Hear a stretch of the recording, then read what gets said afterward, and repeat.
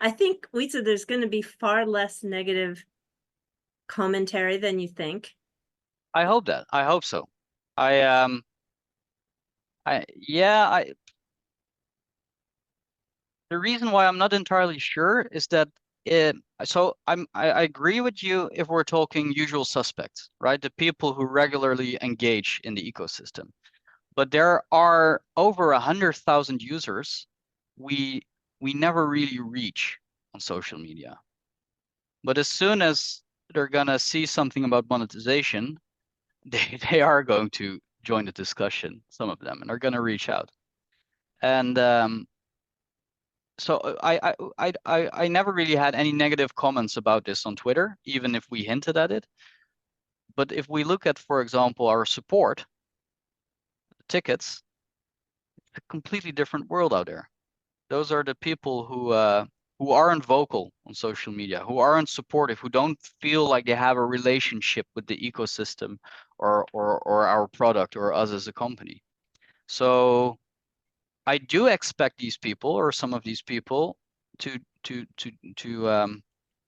crawl behind their keyboard once they read something on a crypto news outlet, which is who are definitely going to pick up on this. And I think that might change the sentiment to some degree. But if that isn't happening, then even better. Then I underestimated the people in the ecosystem. What's important is that if we have a project, if we run a project,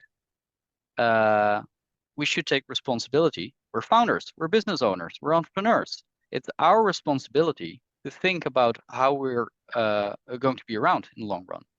And then if you don't have the answer and you can't figure it out, you have nothing to try, then you might as well accept and admit at the beginning that you're basically doing a testing the waters, breeding ground hobby project, which is still fine. I can still imagine that a project that has no business model at all and allows a couple of developers to build something crazy creative in 6 months, then for them no longer to be able to support it, can still contribute to an ecosystem.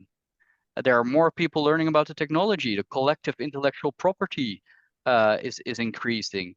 An idea from someone that might be completely unviable might yield another idea with different people that might be viable in due time, right? So you can set something in motion. I'd say it's perfectly fine to give a grant to something that doesn't have a business model, but then um, just I mean that's just make sure that everyone is aware that the projects at that point aren't there to stay around. That it's a research grant basically. And if you want to build a business and want to be around in the long run and maybe get continued support for a while, then it should be to reach a point where you can sustain yourself. I would say this space is especially not about grants. It's about when no grants would exist anymore. Can we then do we still have an ecosystem? Another interesting thing is the last thing I will be saying about grants, because I mean there's no way around the topic, right? But an interesting idea, or I think an interesting idea would be to for example, link grant amounts to the actual monetization project reach, where there's a multiplier on the monetization project managed to gain by themselves. So why should a grant be a fixed amount? Why shouldn't it be, for example, doubling or tripling the monetization that the project manages to make? That way, it's over much faster if they gain zero traction, but it also allows them to keep going and do more and more if they actually succeed at building a product that's being rewarded by the community, voting with their wallet. I actually like that one in the ecosystem. It's a bit ambiguous. Voting with your wallet, right? We're in self-custody wallet space, and we're not talking votes here. People are literally going to vote with their wallet if a project's going to be around. And there are many ways to do this, right? You can monetize individual transactions. You can work with a subscription model. You can work, and that's one of the things I really want to discuss during the space and after, where I want to have discussion about what works for people, right? Maybe people don't want yet another subscription, or maybe people want the freedom of choice to basically support 1 month and don't support the next month, but to keep on using it because they'll be around for yet another month where they will pay because they use it some more. Maybe there's a negative sentiment about fees on the transaction because maybe people joined the XRPL with one of the reasons that it's fast and cheap, right? And then suddenly, if you're gonna pay on an individual transaction basis, maybe it doesn't feel cheap anymore, and maybe that takes away some of the pleasure of being in this ecosystem. So that's and maybe there's not one answer for all the projects, but and maybe there are even different sentiments across the globe. Maybe there are different regions where certain things are done or not done, or where maybe the communication around the monetization needs a different angle or tone of voice, right? So all of these things matter, because if we get this right, we have a shot at building maybe the first sustainable blockchain ecosystem. So, I mean, that would be awesome. So we have the infrastructure, we made the decision, it is going to happen. We can ease into it. We can A/B test basically to see what people like and don't like, but preferably we will A/B test only minor differences, because we already figured out together with the community what works for most people. But yeah, I expect us to implement some kind of monetization within one to 2 months, and I also guarantee that it won't affect everyone. If if you use the wallet to hold and just check your balance every now and then and send a payment to someone, push payment by manually sending, then you're not going to hit any monetization limit. I mean, you don't want to scare those are that's how people join the ecosystem. That's what they first do. They install a wallet and maybe they send one test payment or send something from or to an exchange. You're not going to monetize that. But those are the prospects who, if they start to use the ecosystem more and gain more value out of the ecosystem and the product and the wallet and the security they gain, those are the people that in time might want to support you. And there are certain features that I feel that should always be available and should never be monetized. So never compromise on security, never compromise on support availability, never compromise the core functionality of the ledger. So if you just want to send a payment to an exchange with a destination tag, no monetization should ever be in the way of you just using your funds to send them elsewhere. But if you're going to interact with sign requests, if you're gonna use XApps a lot, if you have a significant holding where you would argue that the security becomes like of utmost importance, because if something happens to it, right, the security audit is for you. If there's no security audit because we can't pay for it, for some people it will mean having millions of XRP vulnerable, crazy amounts. Then, I mean, just support us to keep your funds safe. So yeah, there will be different things, different metrics that will push someone towards uh, being required or asked or required to support us. And I think we should do that very soon. I think it makes no sense to wait much longer. We're having this discussion right now. We're gonna learn what people want, like, don't want, and then just roll with it. And we can always adjust along the way, right?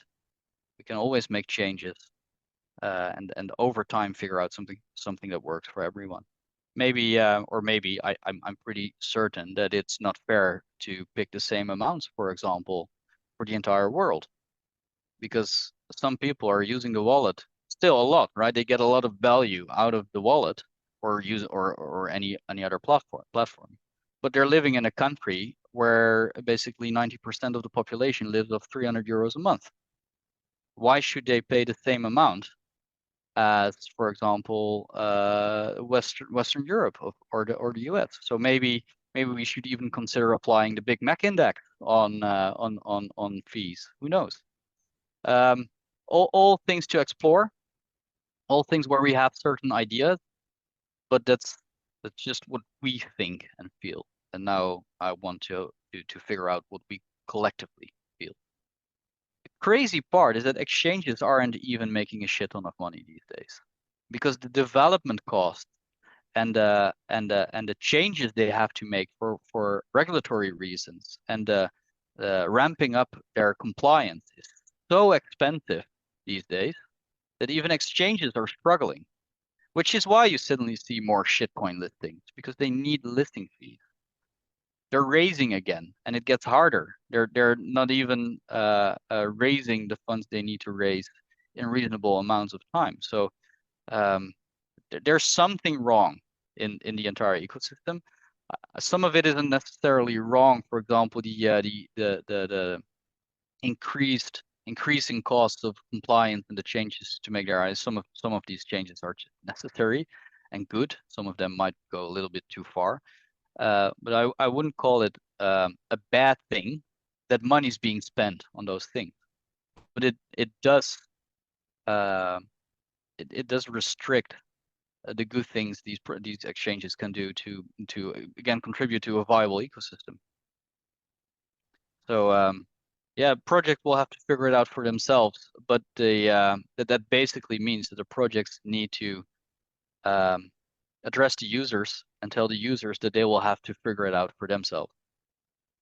The more reliable, the more trustworthy the exchange is, the bigger their problem is, because the higher the costs are, they are currently investing in compliance staff, compliance procedures, license application, preparing for MiCA and other things. So I know for a fact that a couple of really big names, like the top trusted exchanges, are actually struggling and have very limited runway, which was an eye opener for me as well. I mean, everyone looks at these. I mean, even Ripple, when discussing, for example, monetizing infrastructure, right? If we brainstorm with Ripple, like how are we gonna not just Ripple, not us, how are we collectively gonna figure out how to make the infra operations sustainable? And you look at, well, who's making money in this ecosystem? Well, the exchanges are making money. Well, they aren't, not really. They have been making money for a lot of years, but with today's regime and upcoming changes, they're also not really viable anymore. I mean, if you're trying to get a corporate registration with an exchange, the KYB procedures you have to go through, the amount of documentation you'll have to send, forms to fill out, and the amount of time they will have to spend, no doubt, with their compliance staff to go through all of that information, ask the right questions.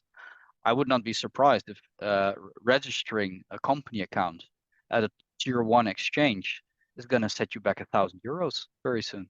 It would make perfect sense if I want to register a bank account. It's also not uncommon to pay a fee just to go through the onboarding procedure.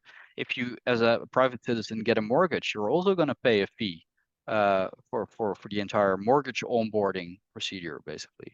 So I think we're going to see those things. I think we're going to pay to open an exchange account to go through onboarding.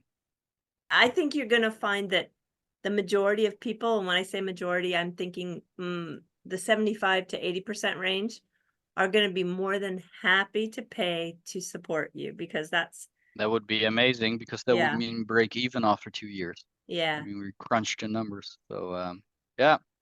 Yeah. Let's see. Okay. Thank you. All right, Wietse, take care. Talk soon. Thank you, too. Chris. Yes. Bye. Bye. Bye, guys. Bye.